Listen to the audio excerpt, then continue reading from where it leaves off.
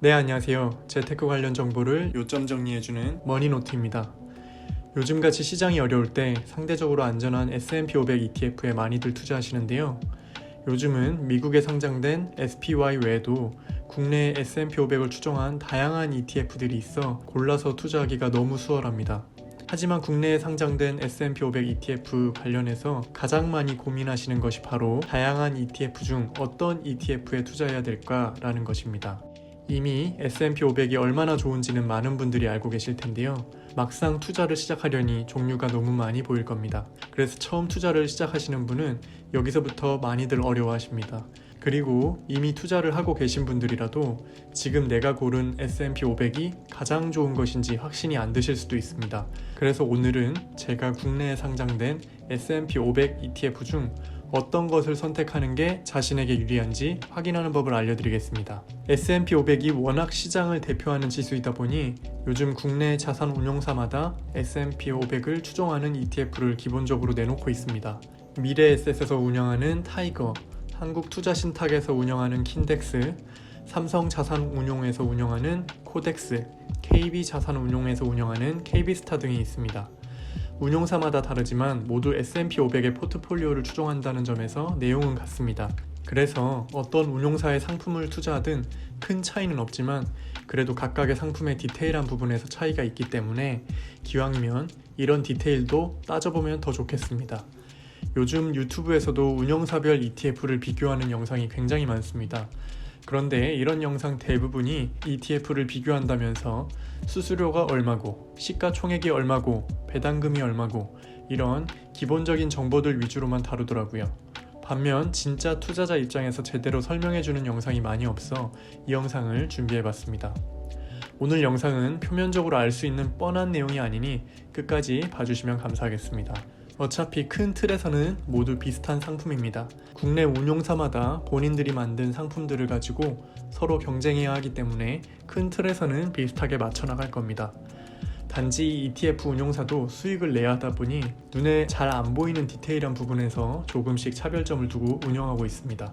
그래서 오늘은 이런 부분들을 위주로 다뤄보겠습니다. 투자하시는 분들이 가장 중요하게 보시는 게 운용 보수입니다. 실제로 자신의 수익에 가장 영향을 많이 미치는 요건입니다. 앞서 말씀드린 각 운용사의 S&P 500 ETF는 거의 똑같은 포트폴리오로 운영되기 때문에 결국엔 운용 보수가 얼마냐에 따라 수익이 달라집니다. 운용 보수는 인터넷에서 쉽게 검색을 해볼 수 있습니다. 타이거 미국 S&P 500은 0.07%, 킨덱스 미국 S&P 500은 0.07%, 코덱스 미국 S&P 500 TR은 0.05%, KB스타 미국 S&P 500은 0.021%입니다. 운용보수만 비교해보면 KB스타가 제일 저렴합니다. 그래서 수수료에 민감한 많은 분들이 타이거나 킨덱스에 투자하시다가도 KB스타로 갈아타는 경우가 많이 있습니다. 그런데 여기에는 아주 큰 함정이 있습니다. 바로 기타 비용이 포함되지 않는다는 거죠. ETF에 투자하면서 우리가 지불해야 할 총 비용은 운용보수, 기타 비용, 세금을 모두 더해 계산할 수 있습니다. 여기서 세금은 법적으로 동일하게 정해진 요건이기 때문에 우선은 배제하도록 하고요. 운용보수와 기타 비용 위주로 한번 비교해 보겠습니다. 여기서 운용보수는 운용사에 주는 수고비입니다. 나 대신 포트폴리오를 구성해주고 운영해주는 보수라고 생각하면 이해하기 쉽습니다. 반면 기타 비용은 실비입니다. 주식을 매매하기 위해 들어가는 지수 사용료나 예탁 비용, 결제 비용 같이 운용사가 실제로 쓴 비용을 기타 비용이라고 해서 따로 청구하게 됩니다. 그래서 ETF의 운용 보수는 우리가 쉽게 확인할 수가 있는데 기타 비용은 투자 설명서를 직접 봐야지만 알 수 있습니다. 아마도 고정된 비용이 아니고 실제로 운영을 하며 들어가는 비용을 정산해봐야 알 수 있는 금액이기 때문이 아닐까 싶습니다. 여하튼 우리는 이 두 가지 비용을 다 지불해야 되기 때문에 모든 비용을 다 더해서 다시 한번 확인해 보겠습니다. 타이거 미국 S&P 500은 운용보수 0.07%에 기타 비용 0.08%를 더해서 총 0.15%고요. 킨덱스 미국 S&P 500은 운용보수 0.07%에 기타 비용 0.11%를 더해서 총 0.18%입니다. 코덱스 미국 S&P 500 TR은 운용보수 0.05%에 기타 비용 0.048%를 더해서 총 0.098%입니다. KB스타 미국 S&P 500은 운용보수 0.021%에 기타 비용 0.657%를 더해 총 0.678%입니다. 여기서 눈여겨봐야 할 점이 있습니다. KB스타가 운영보수가 저렴하다고 홍보를 많이 하고 있는데요. 막상 기타 비용까지 계산해보면 들어가는 총 비용은 가장 높다는 사실을 알 수 있습니다. 그럼 KB스타의 총 비용이 왜 가장 비싼 현상이 발생할까요? 바로 운용사의 기타 비용은 상품의 시가총액이 클수록 저렴하기 때문입니다. 어차피 지수 사용료나 예탁 비용은 고정으로 매겨져 있는데 해당 상품에 투자하는 사람이 많으면 많을수록 이 비용을 나눠서 내기 때문입니다. 예를 들어 보겠습니다. 흔히 대단지 아파트의 관리비가 소단지 아파트의 관리비보다 상대적으로 적게 나온다는 말을 많이 합니다. 대단지 아파트를 1000세대에 소단지 아파트를 200세대라 가정하고 두 아파트의 기본 관리비를 100만원이라 가정해 보겠습니다.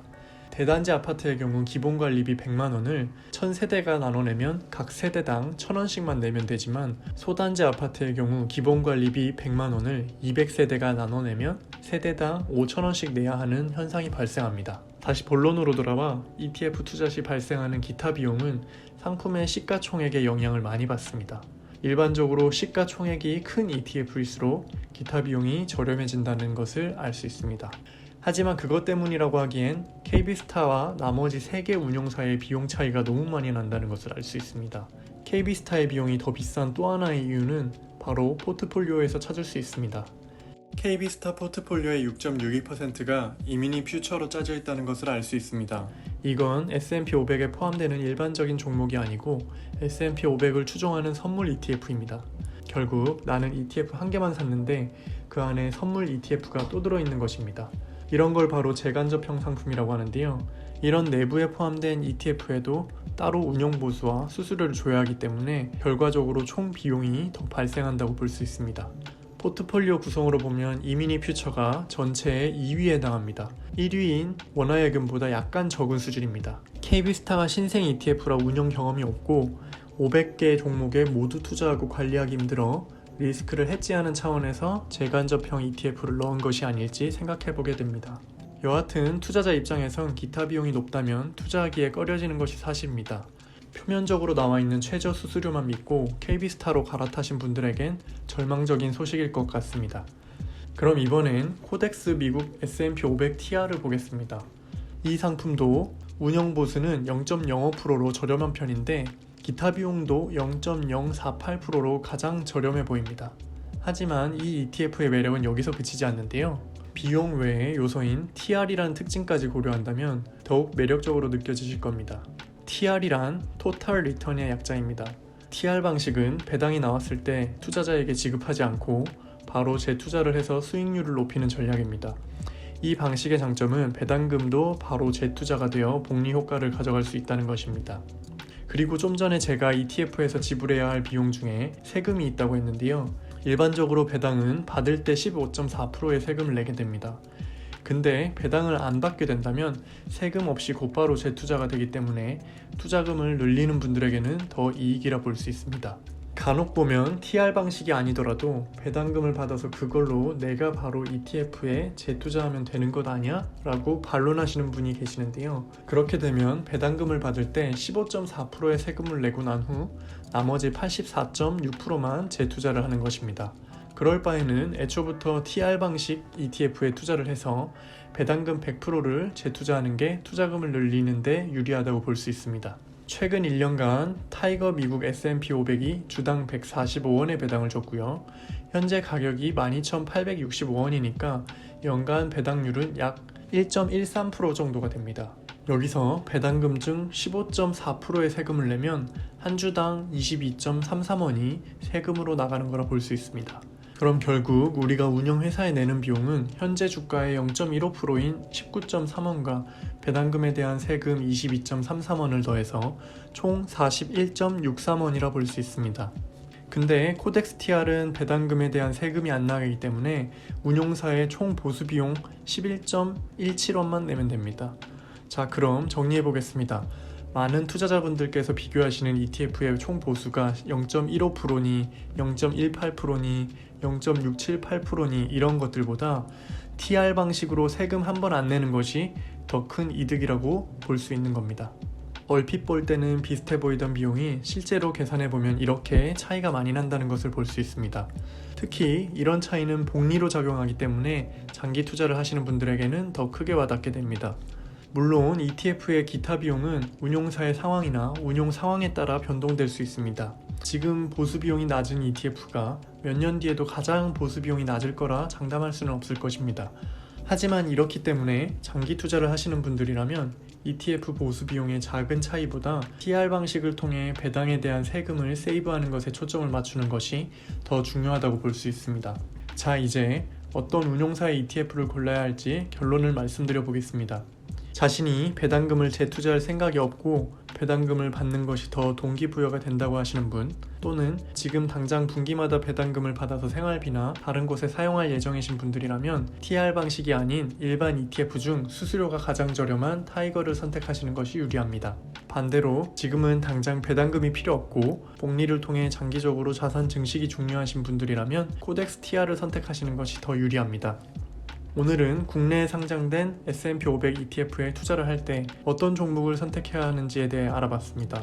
오늘 영상이 여러분들께 조금이나마 도움이 되셨다면 구독과 좋아요 한 번씩 부탁드립니다. 모두 감사합니다.